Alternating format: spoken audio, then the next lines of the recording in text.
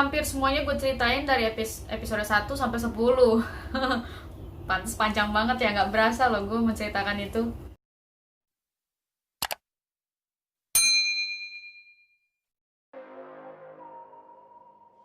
Halo guys, balik lagi sama gue, Juju. Masih mengenai anime ya, cuman kali ini gue reviewnya agak lebih panjang. Hari ini gue khusus untuk mereview mengenai film Dr. Stone. Tapi sebelum kita mulai, jangan lupa ya, gue ingetin lagi, di subscribe, like, dan di share juga ke teman-teman kalian.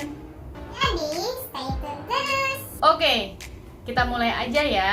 Jadi, Dr. Stone ini diambil dari sebuah manga shonen Jepang yang ditulis oleh Riichiro Inagaki dan diilustrasikan oleh Boichi.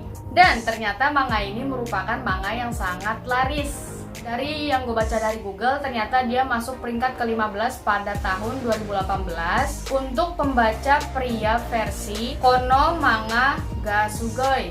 Dan manga ini juga menduduki peringkat ke-17 pada tahun 2019.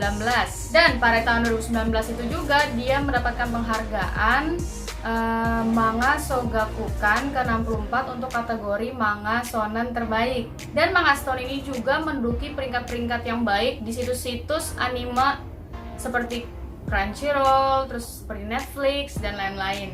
Jadi, Dr. Stone ini menceritakan tentang fenomena misterius yang membuat manusia itu menjadi batu.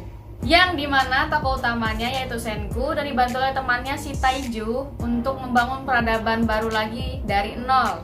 Jadi kita bisa lihat di episode pertamanya ya, awal mulanya terjadinya fenomena tersebut ya. Jadi si Taiju ini rencananya ingin menyatakan cintanya oleh si Yuzuriha di belakang sekolah, di halaman belakang sekolah ya maksudnya. Belum sempat menyatakan cintanya, tiba-tiba terjadi dan muncullah sebuah cahaya hijau yang sangat terang. Cahaya misterius yang datang dari kejauhan dan merubah satu persatu manusia menjadi sebuah batu. Dan tanpa sadar pun ternyata waktu pun terus berjalan selama mereka jadi batu itu, dan sudah melewati 3.700 tahun. Dan di dalam anime ini yang diperlihatkan pertama kali terbebas dari batu tersebut adalah si Taiju ini. Saat Taiju bangun, dia benar-benar kaget melihat sekitarnya itu benar sudah berubah total, tidak sama seperti yang dulu. Padahal sebenarnya itu merupakan tempat yang sama seperti dulu. Dia kebingungan, dia mencari kemana-mana, maksudnya dia menjelajah kali ya, mencari jalan. Dan dia ke tempat si Zuhira dan melihat wanita itu masih terdiam membatu. Dan dia pun, si Taiju itu nangis-nangis di depan batu itu dan dia menyatakan perasaannya di depan patung itu. Dan dia pun sadar bahwa di pohon di belakang Yuzuriha itu ada tulisan. Dia pun mengikuti instruksi di pohon itu dan sampainya dia bertemu dengan tokoh utamanya yaitu Senku. Jadi memang sudah direncanakan ya oleh si Senku ini. Jadi Senku ini, tokoh utama ini adalah orang yang sangat brilian, sangat pintar, dan dia juga menyukai sains dari dia masih kecil. Pokoknya dia tuh pintar juga kayak mencari solusi dalam sebuah masalah. Pokoknya dia benar-benar, kalau menurut saya sih wow, genius. Dan Senku pun mengajak Taiju untuk mengulang peradaban dari nol lagi. Jadi mereka berdua itu bekerja sama ya. Jadi Senku itu mengandalkan otak dan Taiju mengandalkan ototnya. Jadi Senku ini masih mencari dan mencoba untuk meracik bahan-bahan untuk membuat ramuan dimana orang itu biar bisa lepas dari batu tersebut. Senku pun selalu mencoba melakukan percobaan itu pada sebuah burung yang ternyata burung tersebut juga membatu ya. Jadi yang membatu itu adalah manusia dan burung, nggak tahu burung apa ya namanya, saya juga lupa. Tapi hewan-hewan lain tuh tidak membatu. Dan pada suatu hari pun si Senku berhasil mendapatkan ramuan tersebut dan dia coba pada burung tersebut dan burung tersebut bebas dari batu tersebut. Wih, kebanyakan tersebutnya.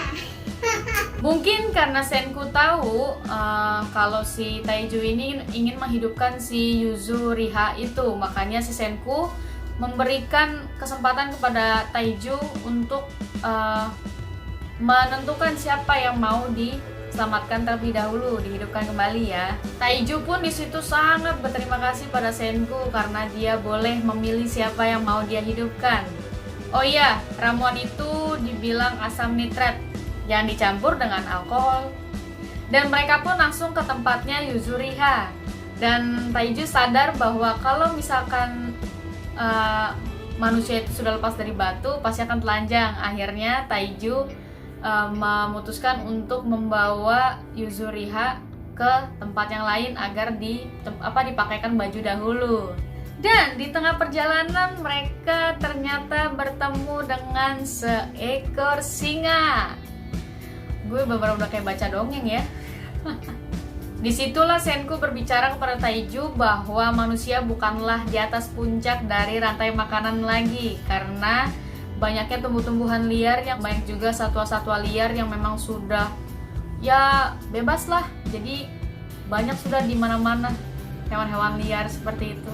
Saking kesalnya, Taiju akhirnya memutuskan untuk melawan singa tersebut, tapi Senku tidak memperbolehkannya, dan akhirnya dia membangunkan seorang yang benar-benar fisiknya luar biasa, yaitu seorang jawara tanding apa sih? Aku juga lupa namanya. Ya, yang bernama Tsukasa. Dan Tsukasa ini ternyata bisa melawan singa-singa tersebut.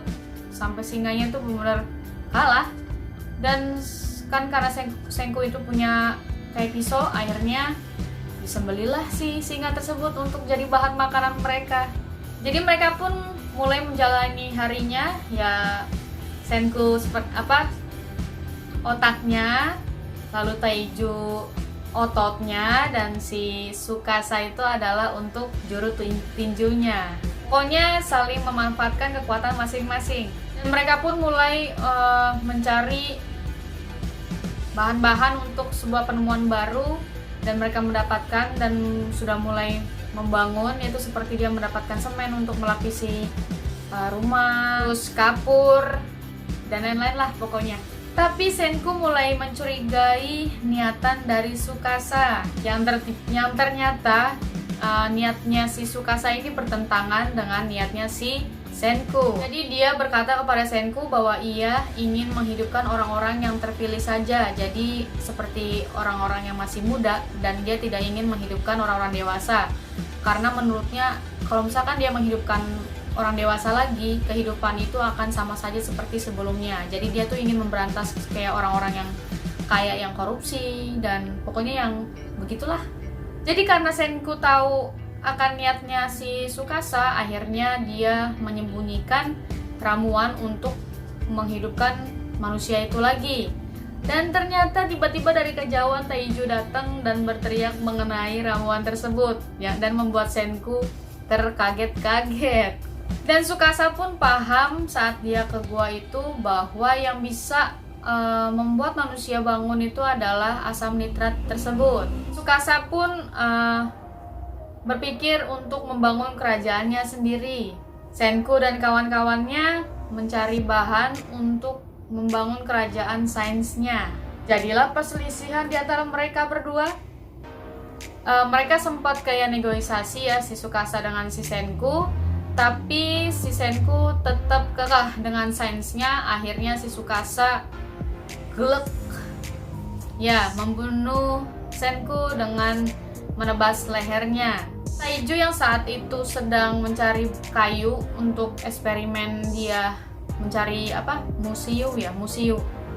Dan saat datang ternyata si Senku itu sudah keadaan kayak tak sadarkan lagi sudah, dan dia pun marah. Tapi si Yuzuriha ini kayak ingin memberitahukan bahwa jangan terbawa emosi, tapi akhirnya si Taiju ini paham. Dan dia bilang bahwa dia masih berkepala dingin. Jadi dia membuat rencana dengan Yuzuriha ini yang membuat si Tsukasa ini jadi yang nggak memperhatikan mereka. Jadi mereka tuh bisa kabur gitu membawa badannya si Senku tersebut. Mereka sempat sedih ya saat sudah membawa badannya Senku dari Tsukasa. Mereka sempat sedih di bawah kehujanan. Gimana sih ngomongnya? Sedih.